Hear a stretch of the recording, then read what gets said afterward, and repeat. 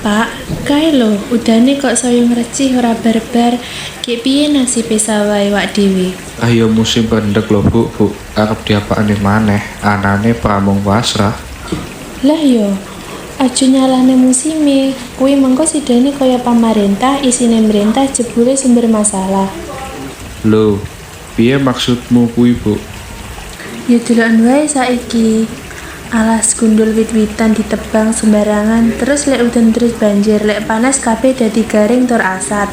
Oh ya bener sih. Biyen gunung kae isih ijo royo-royo, saiki wis garing. Makane kuwi, yen alas dijaga ditanduri maneh, banyu udan diserep lemah ora mung mili tekan sawah. Dadi maksudmu kudu reboisasi ngono ta? Ya jelas, nandur wit iku ora mung gawe alas, tapi yo gawe urip tembe mburi.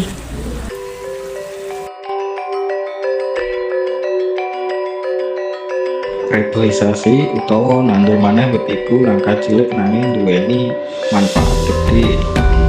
Kanthi nandur wit, kita bisa njaga banyu, nyegah banjir lan tanah longsor. Uga gawe hawa luwih seger.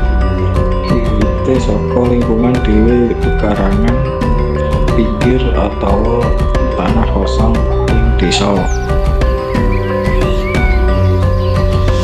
Ayo dulur-dulur, eling lan peduli marang alam.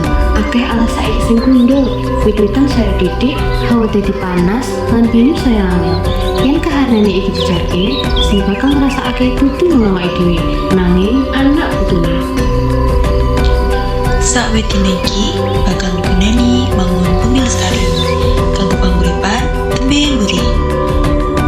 Iklan layanan masyarakat katuraken dening SMA Negeri 1 Gondang